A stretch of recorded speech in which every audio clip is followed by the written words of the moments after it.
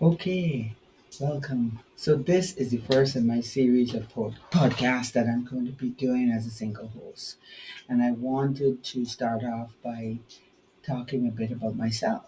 So my name is Chantal Salman, and I wanted to tell you a little bit about my journey. So it started maybe about 30 years ago. I was in architecture, and I was asked to go and see an iridologist because some people living in Barbados wanted to bring their son wasn't well and they wanted to bring him up to Canada and they wanted my opinion on what I thought about this iridologist.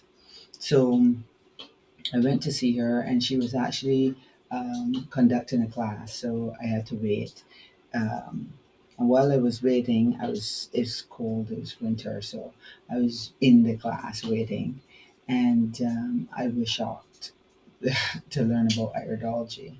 Um, but the symmetry of iridology really resonated with me just because I was doing architecture. I could see the sacred geometry of it, and I loved it.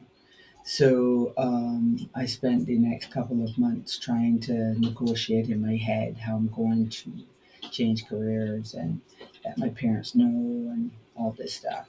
They were pretty receptive to me changing careers, and my mom just told me that if I'm going to do it, I need to. When I tell people what's wrong with them, I need to be able to help them to fix some of their problems. So after I did the iridology, I went on to do herbal medicine, and then I went on to do quite a number of other courses. I became a raw food chef under Iris Latham.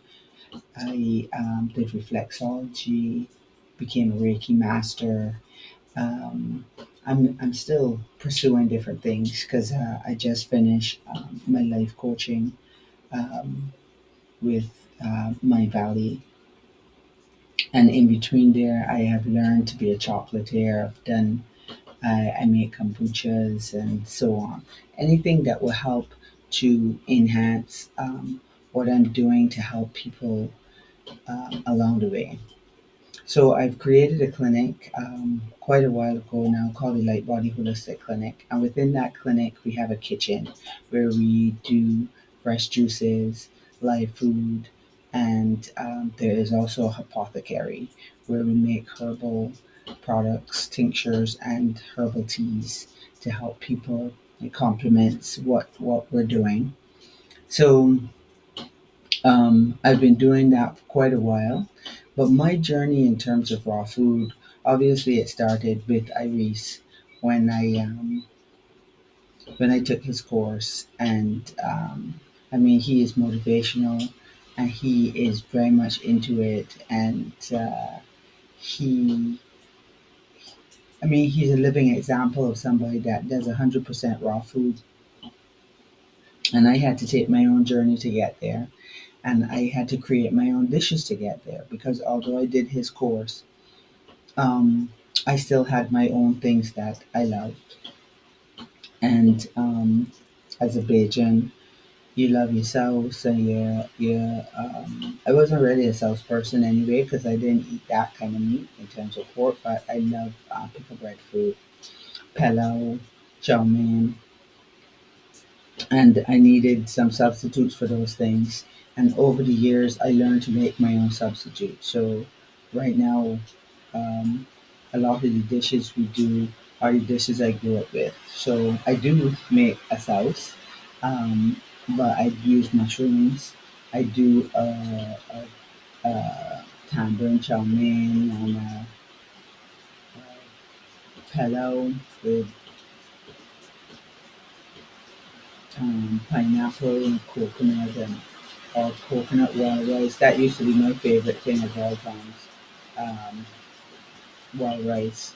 And you go through phases. So I went through the phase where things were very much gourmet, and now I'm more simplistic in what I eat. I do a lot of green smoothies. I eat a lot of fruit. I make a salad, and I'm satisfied. I like wraps. I love chickpea tuna. I eat a lot of sprouts, um, but I still make all those dishes for some of my clients because obviously, although you're not feeling well, you still have certain tastes that you want to satisfy, and you don't want to make everything bland. So we do sandboxes. In those boxes, most people, especially cancer patients, go through um, cancer patients, diabetics, people that want to lose weight.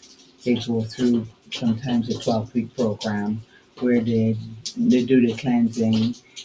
They will do it at the beginning and at the end, and in between, they will eat live foods. So you have it where it's like a box of food is a half gallon of smoothie with um, two or three salads, maybe a soup.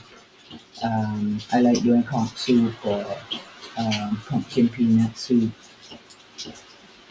Um, we get fresh peanuts here in Barbados, so they're very different from what you traditionally know as peanuts on the open market. They're very succulent and milky. They're very different from the ones that are dried out and you see everywhere. And we use that as a base.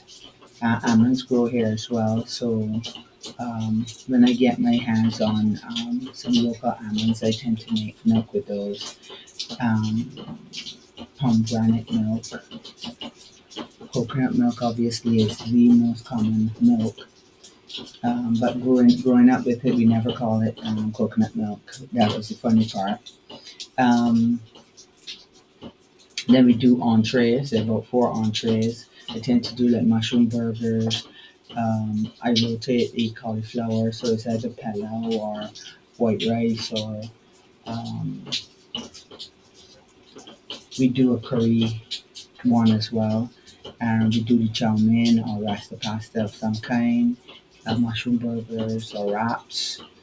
And then we have desserts. Keep the dessert simple, not focusing too much on the sugars. We will do chocolate pudding or golden apple crumble, or I like doing mousses, especially different fruit on seasons throughout the year. I like doing incorporating wild food and wild fruit into my menu. I like doing coconut kefir as well. And what I'm telling you is just kind of rattling off some of the things that I'm doing on a daily basis, but we can get into this more in depth. This is the whole point of this particular podcast, so we can talk some more about um, things that are good for your gut health, some of the herbals that I work with, making of the tinctures, why I do things the way I do it, how I developed it, because you're talking at the end of the 30 years, whereas it didn't start off like this. Okay, it started off where I did. Um, my focus was iridology. Uh, we had saunas at the beginning, pretty much, and we did some herbals, mostly teas. And then once it developed and more people came in, the demand got higher. We worked on getting a kitchen because we didn't start off with juices, and then we put in the juice cleanses, and the sauna is what had ended up being phased out. Um, and I still miss it to this day. But everything, you're running a business, so everything goes through phases. And right now, I'm also in a different phase since COVID, and you're now doing more online stuff and less office work. So this is one of the reasons for the podcast, so that y'all can see what we've been up to, or what I've been up to with my team for the last 30 years. We've gone through quite a number of phases, but it's given us the opportunity to really hone our skills in very specific areas and be able to meet people where they're at in terms of um, growing into eating more natural foods, using more herbal products, and myself growing to a point where I would consider myself high raw. And high raw and being able to maintain it at that level. I also went through a long phase of not really exercising too much. Um, Now I am. I do strength training, walking and swimming. I really get out in my garden a lot more. I grow a lot of my food, and that phase came in because of COVID. So it gave me a chance to really focus on myself, and I've not stopped since then. Feel a lot better since I've gone into that phase. And I have my own kitchen garden as well as herbal garden because I like to have my own fresh seasonings and so on, especially when you're working with mushrooms. And I work with medicinal mushrooms as well as culinary mushrooms. So I like stuffed mushrooms, I like oyster mushrooms, the pink mushrooms are lovely. And, making riblets, making pickling them. There's so many different ways that you can do it. And this is some of the stuff that I'll be doing in my Wellness Warriors community. And the clinic is only here in Barbados, but we're trying to, or I am trying to replicate it online. So we have a consultation where you can go through the intake and find out what's going on with you and go through a full consultation and get you on an action plan so that you can actually work on your own processes. And once you're part of the community, you will learn how to make some of the basic foods as well as learn more about equipment and condiments and just getting through breakfast. And people have different questions and where you get your protein from and this kind of thing. But as you can tell from my talking, that my work is intermingled with my lifestyle. The two things are one, to tell the honest truth. So some of the my other activities, gardening, going for spring water, um, swimming again in my vitamin D, hanging out with my family. I don't watch too much TV. I very much focus on things in my community, making videos, that kind of stuff. And I keep my focus there, and I love it. So that's just to give you a little insight into my world, and hopefully we will get to do this again soon. Thank you.